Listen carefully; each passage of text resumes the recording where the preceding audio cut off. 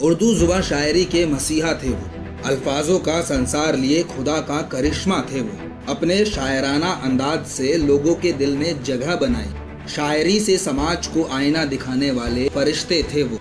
नमस्कार दोस्तों, आज मैं बात करने वाला हूँ हम सब के चहीते शायर डॉक्टर राहत इंदौरी साहब। राहत साहब की शायरी का अंदाज बिल्कुल ही दिलकश होता था। उन्होंने मशहूर होने के लिए कोई ऐसा आसान रास्ता नहीं चुना जो उनकी शायरी की इज्जत को कम करता हो। राहत साहब जब मंच पर होते थे तो उन्हें देखना सुनना एक अनुभव से गुजरना होता था। राहत साहब मुशायरों के ऐसे ऑलराउंडर थे जिन्हें किसी भी पोजीशन पर खिला लें बाजी मार ही लेते थे। राहत साहब को सुनना स्वयं राहत महसूस करने जैसा था। दोस्तों, इसीलिए राहत साहब को मुशायरों का लुटेरा कहा जाता था। दोस्तों, राहत साहब का बचपन बहुत ही गुर्बत में गुजरा है। इनके पिता कपड़ा मिल में कर्मचारी थे। जब कभी बचपन में राहत साहब सोते थे तो छप्पर से आसमान साफ दिखाई देता था। इसी वजह से राहत साहब ने 10 साल की उम्र में ही पेंटिंग करना शुरू कर दिया। दोस्तों, राहत साहब बताते हैं कि उनके अंदर एक हॉकी प्लेयर, पेंटर और शायर एक साथ पल रहे थे।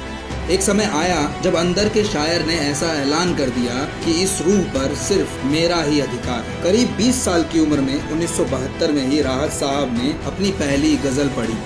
धीरे धीरे राहत साहब ने अशार पढ़ने का अपना अलग तरीका इजाद कर लिया।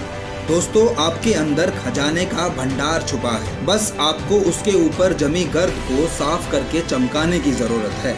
राहत साहब नीदा फाजली का एक शेर बोलते थे, हर आदमी के अंदर होते हैं 10-20 आदमी, जिसको भी देखना हो कई बार देखना। दोस्तों, राहत साहब ने शायरी में ही नहीं पेंटिंग में भी अपना नाम चमकाया। वो किताबों के कवर डिजाइन करते थे। ग्रेजुएशन के 10 सालों तक वो ये सोचते रहे कि उन्हें जिंदगी में क्या हासिल करना है, और उन्होंने हमेशा अपने दिल की सुनी। 1985 में भोज मुक्त कॉलेज से उर्दू में PhD की, जिसका टाइटल था उर्दू मुशायरा। करीब 16 साल तक अध्यापक का कार्य किया।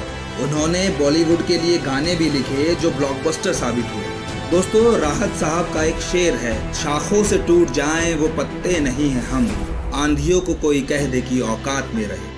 अगर आपके अंदर किसी को पाने की दिल से चाहत है तो आप उसे हासिल कर ही लेते हैं, चाहे वो मंजिल हो या इश्क हो।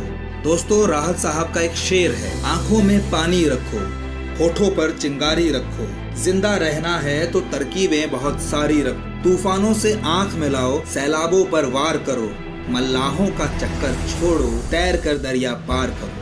इतना ही नहीं दोस्तों, राहत साहब ने गलत के खिलाफ हमेशा शायरी के माध्यम से आवाज उठाई। इसी वजह से राजनेताओं के साथ उनकी नहीं बनती थी। कश्ती तेरा नसीब चमकदार कर दिया, इस पार के थपेड़ों ने उस पार कर दिया।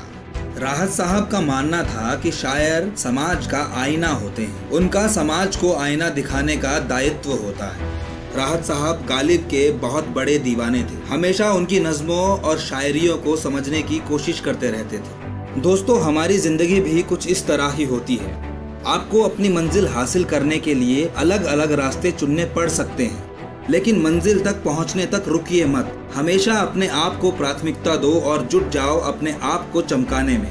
राहत साहब जिंदगी की तरह मुशायरों को रंगीन बना देते थे और वो कहते थे, बुलाती है मगर जाने का नहीं, ये दुनिया है इधर आने का नहीं। दोस्तों, सफर बहुत लंबा है तो चलते रहिए। ऐसी ही वीडियो देखने के लिए चैनल को सब्सक्राइब करें और साइड वाली घंटी जरूर दबाएं।